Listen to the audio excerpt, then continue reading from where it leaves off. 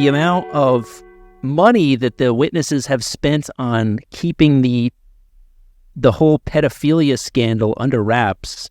Just one statistic I feel like I need to share. They were paying a fine. They were paying these legal fees, $4,000 a day. They ultimately spent $2 million in fines because of their refusal to turn over these files that were kept on pedophile cases within each congregation. Is that right? Yep.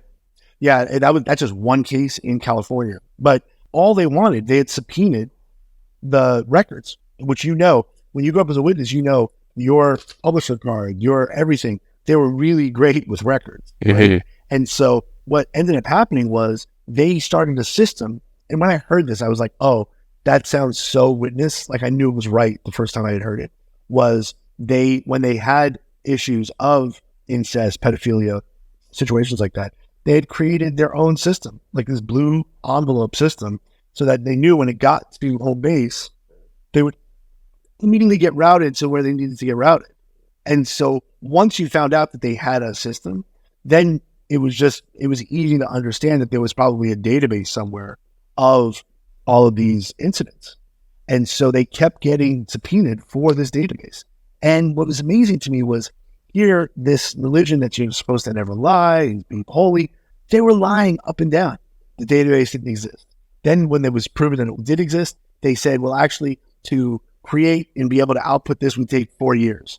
And they had then bring experts in to say that was a lie. It was like they just were fighting because they regretted having made this database. I mean, there's estimates that there's 50,000 plus. Remember, this is global, so there's 50,000 plus names in a database. And what is really unfortunate about this situation is the rate of recidivism amongst pederasts is very high, and so some of the bigger cases that started going against it, away from them in mid 2000s, etc., it was because they covered something up, and that same person moved to a different congregation or moved somewhere else and did exactly the same thing over and over and over again. So it was crazy. I mean, that was to me, and I'm not trying to underplay its importance, but that stuff to me was just like, oh, that's the exclamation point. Like, this is where it goes at its worst level, because you have good people that are trying to do good things, but because they're totally dependent upon this organization and they're not thinking for themselves, the one story I had where I talked to her myself, this girl was 12 years old and her dad was abusing her and her sister. Her mom had died and he was about to get married again. And she went to the brothers at, I think, 13 and told them what was happening. And the father said, well, look, that's not true. And because of the 2-witness rule, he said, it's not true. She lost her mother. She's going through something. Because of the 2-witness rule, they sent this girl back with this monster. And she had only come forward because he was remarrying. And the woman he was remarrying had girls herself. And she was worried about those girls, right? So he tells them, well, what do I do? And these men go, well, you could pray to Jehovah. So when I looked at that, I was like, okay, that's insane, right? But are those guys, were they evil? I don't think they were evil. You know what I mean? I think they were part of this organization, and it was so strong and the control was so strong that they could override what their natural impulse would be, right? Because anybody's natural impulse would be, oh my God, a child is saying this, let's get to the hospital, let's get to the doctor, let's get to the police as soon as possible. But this had been so strong, this control was so strong that it suppressed what their normal impulses would be. And of course, this ended terribly where all of the kids were being abused by him at some point. But that's when I was like, oh, fuck this. Like, this is so crazy. But to me, the pedophilia and all this stuff is where it goes in its absolute worst. But between here and there, there's a lot of damage being done, I think. And that was the balance of what I was trying to do with the movie the most time.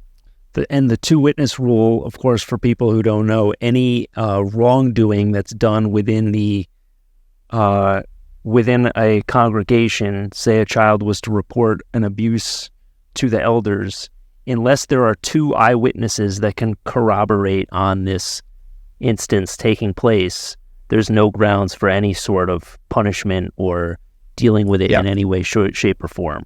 So which that's why so many of these cases fly under the radars. Well, pedophiles love to do that with an audience, right?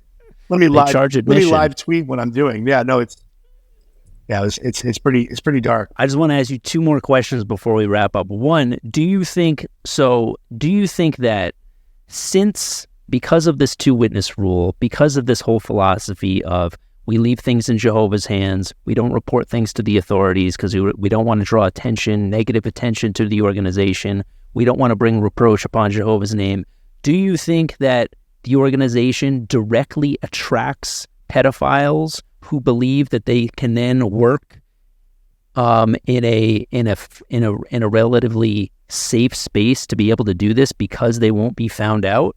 Or do you think it's more because there's so much repression, sexual repression in the organization that they act out in any way that they can? Or do you think both are true? Here's what I would say. Me personally, impulse, I believe both are true. However, when I was making the movie, I was very, very careful not to put in anything that I couldn't stand behind, 50 different ways and fact check. I will say this though, in my experience researching the movie, one of the things that caused a big problem for the witnesses was they did a lot of outreach amongst prisons. They would speak to prisoners. That's how they went trying to find new witnesses.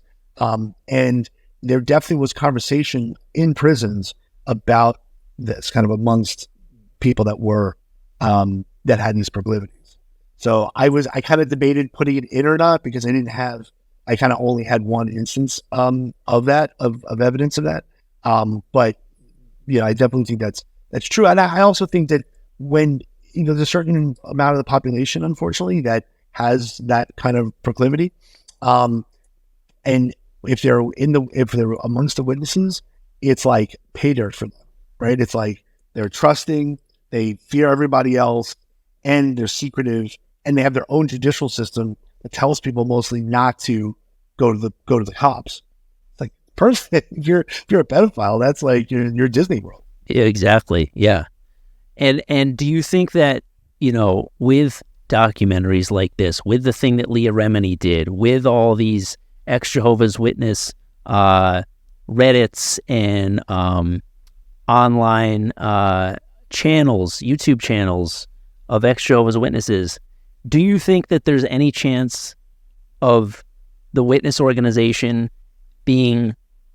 I've heard that their numbers have been diminishing over the years. Do you think that there is any chance that eventually the entire organization could crumble, or do you think that it's too strong? I know that they will probably, there's more and more attention being brought to them and the problems within the organization, their failure to report these cases to the authorities.